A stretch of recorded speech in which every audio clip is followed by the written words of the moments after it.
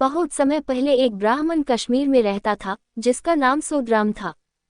उसके पास यदि कुछ था तो एक टूटी फूटी झोंपड़ी और एक गुस्सैल स्वभाव की पत्नी। ये पत्नी उसे बहुत परेशान करती थी। वह तंग आ चुका था। इस कारण उसे अपने घर से कुछ ज्यादा लगाव भी न था। परम ईश्वर ने मेरे भाग्य में यही लिखा है तो मैं उनके सामने क्या असंतोष दिखाऊं, मेरे भाग्य में यही लिखा है तो यही सही। वो अपने आप से ये कहता रहता था, परंतु उसकी पत्नी के तेवर बिगड़ते रहे और अपमान करना भी बढ़ता गया। कभी कभी यदि वह कुछ कमा कर लाता तो वह झिड़कियां देती और हाथ भी उठाती। जब ये सब उसकी बर्दाश्त से बाहर हो गया तो उसने घर छोड़कर जाने का निश्चय किया। इसलिए अगली सुबह उसने पत्नी से कहा, मैंने सुना है कि कश्मीर के बाहर एक राजा गरीब लोगों को बहुत सा धन देता है। मैं भी जा रहा हूँ। मैं भी अपना भाग्य आजमाऊंगा। ठीक है, चले जाओ, मुझे कोई फर्क नहीं पड़ेगा, पत्नी ने कहा। ब्राह्मण ने यात्रा के लिए कुछ चीजें इकट्ठी की और निकल पड़ा। वह लगातार चलता रहा और कहीं पर भी नहीं रुका जब तक कि वह एक जंगल के पास न पहुंचा। वहां उसे एक मीठे और शुद्ध पानी का सरोवर दिख गया। वह वहीं पर रुक गया, अपना सामान नीचे रखा ताकि कुछ खाकर आराम कर ले। जब वह सो रहा था तब सरोवर से एक छोटा सा सांप बाहर आया और उस झोले में घुस गया जिसमें ब्राह्मण ने खाने पीने का सामान रखा था। कुछ आवाज सी हुई और ब्राह्मण जाग गया। वह झोली खोलकर देखने लगा। जब उसने सांप देखा तो एकदम से झोली का मुंह बंद कर दिया और झोली को जोर से बांध दिया। तभी उसे ख्याल आया कि क्यों न वह वापस अपनी पत्नी के पास जाए और उसे यह झोली भेंट करे। सोचा कि वही ये बंद झोला जरूर खोलेगी और इसके खोलते ही सांप उसे डस लेगा और वह मर जाएगी, तब मुझे उस झगड़ालू पत्नी से छुटकारा मिलेगा। ये सोचते ही सोद्राम घर की तरफ लौट पड़ा। घर पहुंचते ही उसने अपनी पत्नी से कहा, ऐ मेरी प्रिय, मैं तुमसे दूर रह ही नहीं सकता। देखो, मैं लौट आया हूँ, और ये देखो मैं तुम्हारे लिए क्या लाया हूँ, खुद ही खोल के देख लो। पत्नी ने झोली पकड़ ली और उसके ऊपर लगी गांठ खोलने लगी। अरे नहीं नहीं, यहाँ नहीं, ऊपर कमरे में जाकर देख लेंगे, सोद्राम ने कहा। हाँ हाँ, वह भी है, चलो चलो। जब वे दूसरे कमरे में पहुंच गए तो सोद्राम ने कोई बहाना बनाया और कमरे से बाहर आ गया। तू देख, मैं अभी आया। ब्राह्मण ने बाहर से दरवाजा बंद किया और यह सोचकर खुश होता रहा कि उसे इस जल्लाद जैसी औरत से अब छुटकारा मिलेगा। कमरे के अंदर उसकी पत्नी ने जैसे ही झोली की गांठ खोली वैसे ही एक सांप बाहर आ गया। उसने झोली एक तरफ फेंक दी और चिल्लाने लगी, सांप सांप। वह कमरे से बाहर आने लगी मगर दरवाजा बंद था। अरे, दरवाजा खोलिए। हाँ हाँ, खोलता हूँ। मगर सोद्राम ने दरवाजा नहीं खोला। तभी कमरे में एक प्रकाश सा उभरा। उस प्रकाश पुंज के पीछे से एक आकृति सी दिखाई देने लगी। वहां अब सांप नहीं, एक सुंदर बालक था। उसे देखते ही ब्राह्मणी प्रसन्न हो गई। उसने अपने पति को बुलाया मगर वह अंदर नहीं आया। वह यही सोचता रहा कि अंदर एक सांप है जो उसे भी डस लेगा। देखिए तो कितना सुंदर बालक है। इस बार तो आप सच में ही कितनी अच्छी भेंट लेकर आए हैं। अब मैं आपसे कभी भी नाराज नहीं होंगी। अंदर तो आइए। पत्नी की ये बातें सुनकर सोद्राम ने तुरंत दरवाजा खोल दिया और कमरे के अंदर आ गया। इतने सुंदर बालक को देखकर उसके सारे दुख जैसे छूमंतर हो गए। उसने अपने बेटे और पत्नी को चूमा। दोनों पति पत्नी प्रसन्न हो गए और अब सुख से रहने लगे। ब्राह्मण का इस बालक के आते ही जैसे भाग्य खुल गया। वह एक धनी व्यक्ति बन गया। उसका हर तरफ सम्मान होने लगा। उसका बेटा जितना बड़ा होता जाता उतना ही सुंदर होता जाता। सोद्राम और उसकी पत्नी ने उस बालक का नाम नाग्यराय रखा। 4 वर्ष का बालक इतना बुद्धिमान था कि बड़ों बड़ों को बहस में हरा देता था। हालांकि उसको दूसरे बालकों की तरह पाठशाला नहीं भेजा गया मगर वह फिर भी उन बच्चों से ज्यादा जानकार था। सभी भाषाएं जानता था, ज्ञान की बातें कहता था। यह इसलिए क्योंकि वह स्वर्गिक बालक था। उसमें असीम शक्तियां और गुण थे। जब नाग्यराय युवा हुआ तो उसने एक दिन अपने पिता सोद्राम से पूछा, पिताजी, क्या यहाँ आसपास कोई पवित्र जलाशय है? क्यों, किस लिए? मैं एक पवित्र जलाशय में नहाना चाहता हूँ। क्यों पिताजी, मेरी कई दिनों से क्या बहुत समय से एक सरोवर में नहाने की इच्छा हो रही है, परंतु वह स्वच्छ होना चाहिए, नहीं तो मैं अशुद्ध हो जाऊंगा। सोद्राम ने कुछ देर सोचा और फिर कहा, यहाँ हमारे आसपास तो ऐसा कोई जलाशय नहीं है, मगर राजा के बाग में एक पोखर है। उस बाग के चारों ओर एक ऊंची दीवार है, वहां जाना तो असंभव है। आप मुझे दिखा दीजिए कि वह बाग कहाँ है। नहीं, कभी नहीं। अगर राजा के सिपाही हमें देख लेंगे तो महाराज को खबर कर देंगे और वे हमें जिंदा नहीं छोड़ेंगे। आप मुझे वहां ले चलिए, हमें कुछ नहीं होगा। आप तो जानते ही हैं कि मेरे पास दिव्य शक्तियां हैं, मैं कोई साधारण युवक नहीं। मगर फिर भी हमें ध्यान रखना होगा, आप मुझ पर विश्वास रखिए। सो तो है। जब सोद्राम राजा के बाग की ओर जाने के लिए मान गए तो वे दोनों राजा के महल की तरफ चल पड़े। नाग्यराय ने देखा कि कितनी ऊंची दीवारें हैं तो वह एक छिद्र ढूंढने लगा, मगर दीवार में कोई छेद नहीं था। आखिर उसे एक छोटा सा छिद्र दीवार के नीचे दिखा। वह प्रसन्न हो गया। उसने अपने आप को एक छोटे सांप में परिवर्तित किया और बाग के अंदर घुस गया। अंदर आकर जब उसने एक पवित्र स्वच्छ पानी का पोखर देखा तो उसने अपना रूप बदला। एक सुंदर युवा के रूप में परिवर्तित होकर वह निर्मल जल के जलाशय में नहाने लगा। जब राजकुमारी ने, जो उस समय बाग में बैठी थी, पानी में छप छप की आवाज सुनी तो उसने अपनी दासियों को ये देखने भेजा कि बाग में कोई घुस तो नहीं आया है। परंतु जब तक दासियां वहां पहुंची, नाग्यराय ने फिर से सांप का रूप धारण करके बाग से बाहर निकलने में सफलता पा ली थी। कुछ दिनों बाद वह फिर से आया और वहां नहाने लगा। जब इस बार भी राजकुमारी ने छप छप की आवाज सुनी तो वह गुस्सा होने लगी। राजकुमारी हिमाल ने अपनी दासियों से कहा, कौन है ये जो मेरे बाग में आकर मेरे ही ताल में नहाने की हिम्मत कर रहा है? देख कर आओ और जो भी हो उसे पकड़ कर ले आओ। दासियां गईं, मगर इस बार भी वे नाग्यराय को देख न पाईं क्योंकि वह निकल चुका था। तीसरी बार जब नाग्यराय आया तो हिमाल वहीं ताल के आसपास थी। जब उसने एक अति सुंदर युवक को ताल में नहाते देखा तो वह देखती रह गई। ऐसी सुंदरता तो साधारण मनुष्यों में होती नहीं, कौन हो सकता है? वह सोचने लगी। ऐसा और इतना सुंदर पुरुष उसने कभी नहीं देखा था। जब युवक ने अपने आप को एक सांप में परिवर्तित किया तो हिमाल ने अपनी एक दासी को कहा कि वह इसका पीछा करे और देखे कि यह कहाँ जाता है। जब कुछ देर बाद दासी लौटी तो उसने राजकुमारी से कहा कि बाहर निकलते ही उस सर्प ने वापस युवक का रूप धारण किया और ब्राह्मण सोद्राम के घर में गया। लगता है कि यह उसी ब्राह्मण का बेटा है। राजकुमारी हिमाल अपनी माँ के पास गई और कहने लगी कि उसे नाग्यराय के साथ विवाह की अनुमति दी जाए, क्योंकि उस जैसे रूपवान युवक के बिना वह और किसी से भी विवाह नहीं करेगी।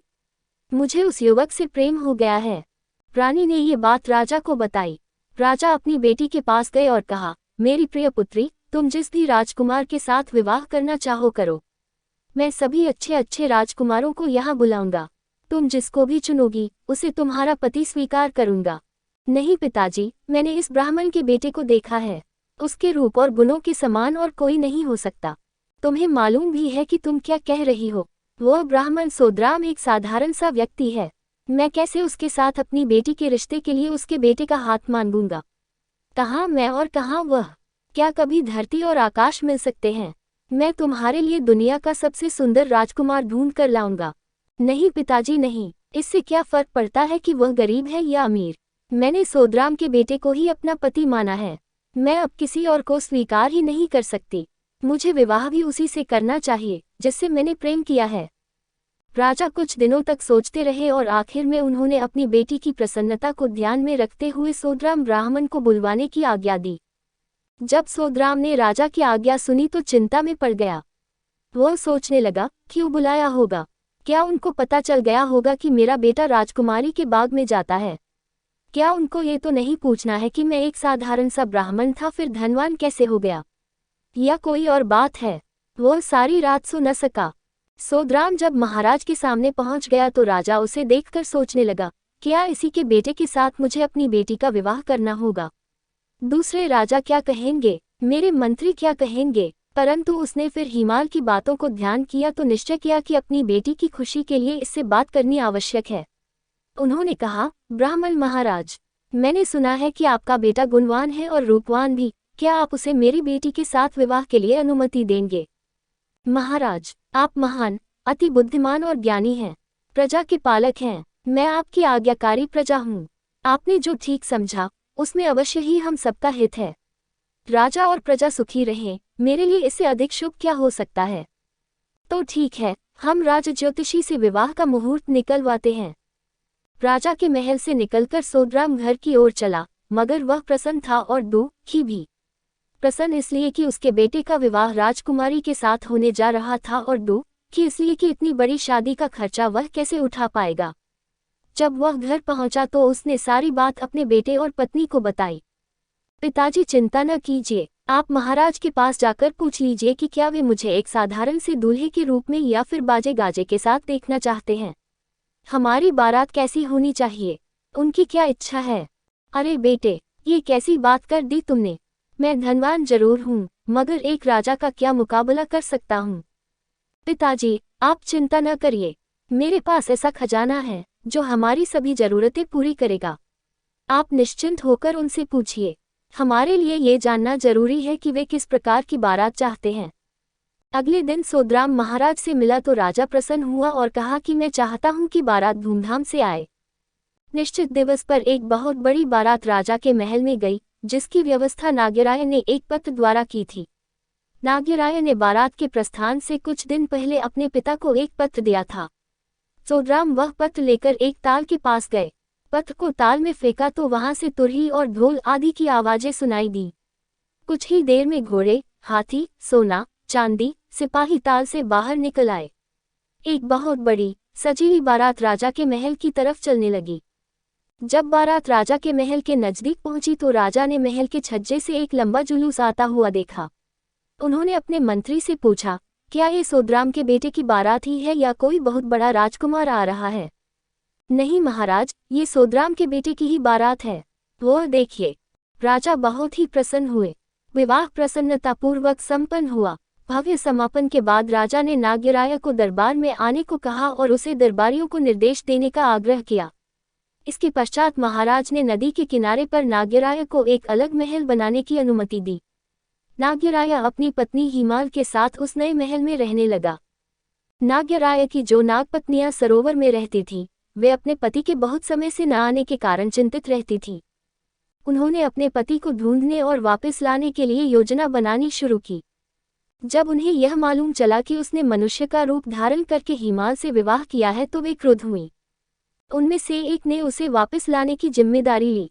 उसने एक गायन का रूप धारण किया और नागराय के महल की तरफ कांच के बर्तन लेकर गई। उसने सोचा कि जब नागराय इन कांच के बर्तनों को देखेगा तो उसे नागपत्नियों की याद आ जाएगी। ये औरतें कई दिनों तक प्रतीक्षा करती रहीं। आखिर एक दिन उसने हिमाल से मिलने में सफलता पाई।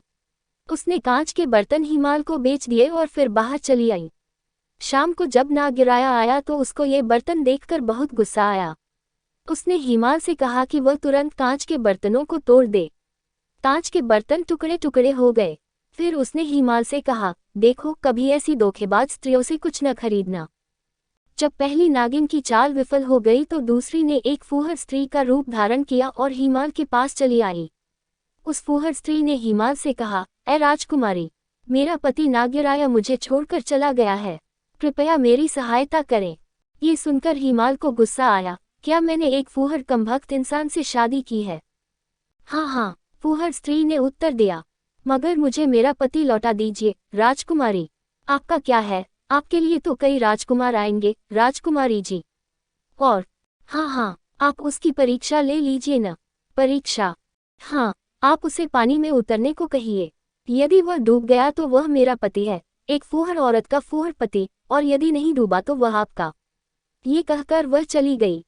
जब शाम को नागराय महल में आया तो हिमाल ने सारी कथा सुना दी। हिमाल, तुम्हें कौन बताता है ये सब? एक स्त्री आई थी। हिमाल, वह असली मनुष्य नहीं थी, वह कोई ऐसी स्त्री थी जो रूप बदल कर आई थी। वह हमें अलग करना चाहती है। ऐसे लोगों पर विश्वास मत करो। मैं नहीं करूंगी उन पर विश्वास, मगर आप पानी में उतरकर जल परीक्षा दे दीजिए, फिर मैं निश्चिंत हो जाऊंगी। दोनों में बहुत देर तक बहस होती रही। नागराय जानता था कि अगर वह सरोवर के पानी में उतर गया तो नागिनें उसे नीचे खींच लेंगी, लेकिन हिमाल की जिद के आगे उसकी एक न चली। वह उस सरोवर के पास पहुंचा जिसके लिए नागिन ने, जो स्त्री बनकर आई थी, कहा था। हिमाल किनारे पर खड़ी खड़ी देखने लगी। ज्यों ही नागराय के पांव जल में उतरे, अनेक सांपनियों ने उसके पैरों को जकड़ लिया और नीचे उतारती गई। वह धीरे धीरे नीचे जाता रहा। हिमाल यह देख रोने लगी। सांपनियां नागराय को बहुत नीचे तक ले गई। अब कुछ नहीं हो सकता था। हिमाल अपने सुंदर, गुणी और देव समान पति को खो बैठी।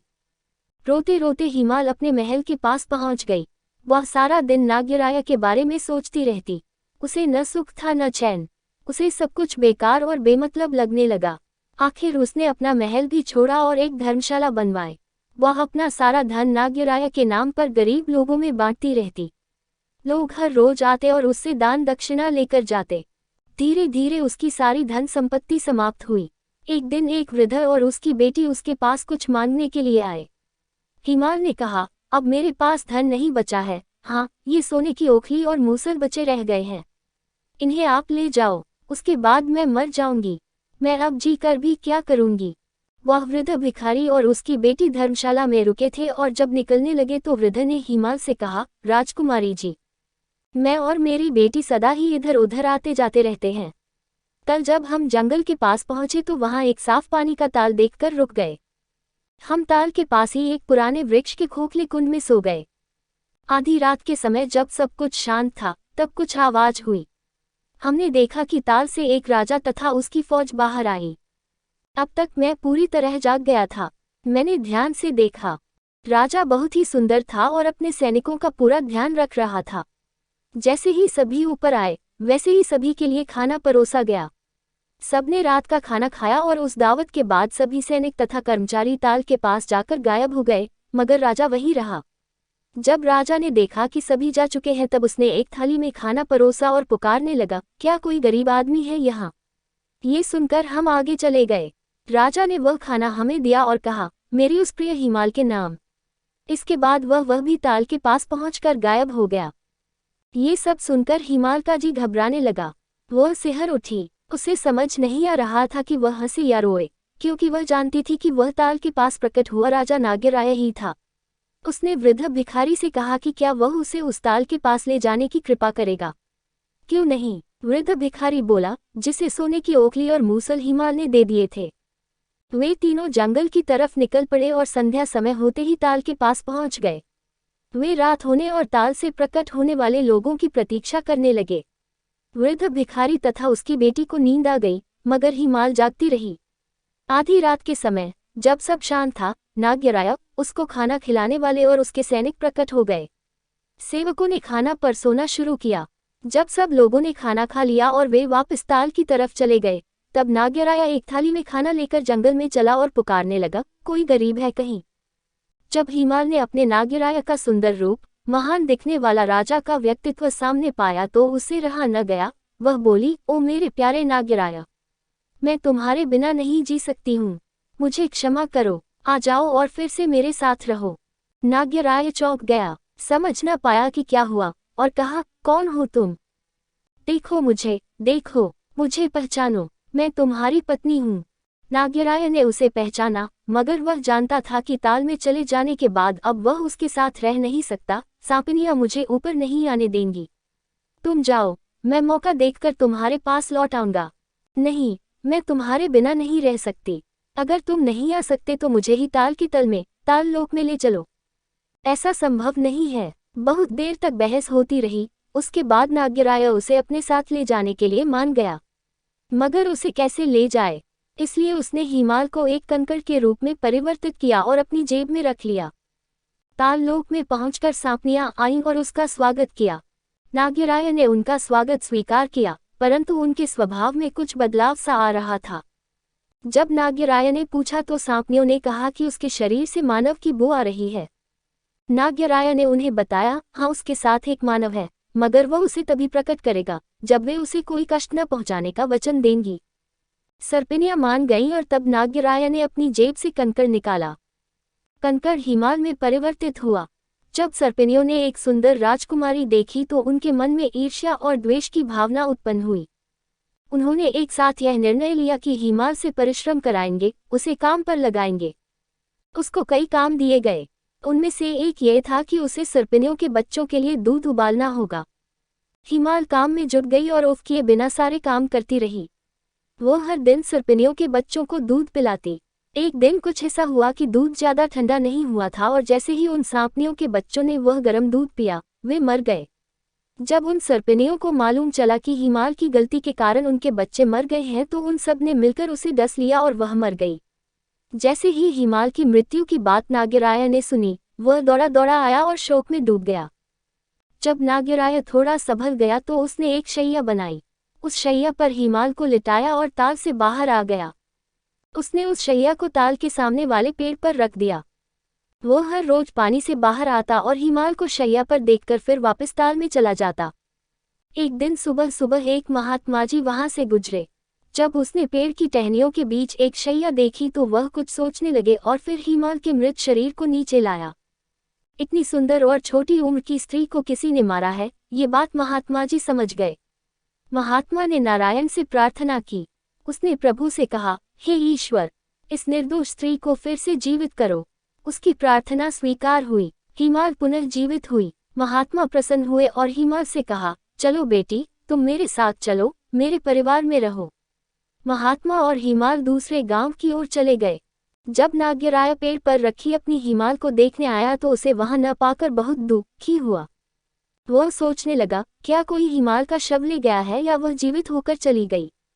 वह भटकने लगा और वन में हिमाल को ढूंढने लगा, मगर हिमाल का कहीं पता नहीं चला। ढूंढते ढूंढते वह दूसरे गांव पहुंचा और महात्मा के घर तक पहुंचा। वहां उसने हिमाल को सोते हुए पाया। उसने अपना रूप बदला। एक सांप में परिवर्तित होकर वह हिमाल के बिस्तर के पास कुंडली मारकर बैठ गया।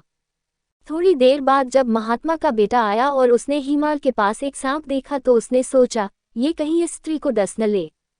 उसने एकदम से एक तलवार उठाए और सांप के टुकड़े टुकड़े कर दिए। इस शोर से हिमाल जाग गई। जब उसने देखा तो वह रोने लगी, अरे ये तुमने क्या किया? हाय, तुमने मेरे पति को ही मार दिया, मेरे नाग्यराय की हत्या की। उसी दिन दोपहर को चंदन की लकड़ी की चिता बनाई गई और मृत नाग्यराय को उस पर रखा गया। उसी समय हिमाल भी चिता पर चढ़ गई। मैं अब जीकर क्या करूंगी? मैं भी इसी के साथ जल लूंगी। दोनों भस्म हो गए। महात्मा ये सब देखकर बहुत ही दुखी हुआ। वह चैन से सो न सका। वह रात भर जागता रहा। अगले दिन सुबह सुबह वह उस स्थान पर गया जहां हिमाल और नाग्यराय को जलाया गया था। उसने चिता के पास जाकर ठंडी राख उठाई और उस राख को लेकर एक पेड़ के नीचे बैठकर पश्चाताप करने लगा। दिन भर रोता रहा। जिस पेड़ के नीचे ये वृद्ध महात्मा बैठा था, उस पेड़ पर भाग्यवश शिव और पार्वती दो पक्षियों के रूप में बैठे हुए थे। उन्होंने वृद्ध पुरुष का रोना सुना और सोचा कि इसकी सहायता करें। शिव ने पार्वती से कहा, देखो तो कितने कष्ट में है ये भला आदमी। इसे मालूम है कि चिता से प्राप्त इस भस्म में कितनी शक्ति है। अगर यह इस भस्म को किसी जलाशय में डालेगा तो ये दोनों फिर से जीवित हो उठेंगे। वृद्ध पुरुष ने यह बात सुनी और चिता की राख को एक सरोवर में डाल दिया। जैसे ही भस्म पानी में गिरी, वैसे ही नाग्यराय और हिमाल जीवित हो उठे, पहले से भी सुंदर। उन्होंने यही आसपास एक छोटा घर बनाया और उसमें रहने लगे। वृद्ध पुरुष, जो महात्मा पुरुष था, भी उनके साथ ही रहने लगा।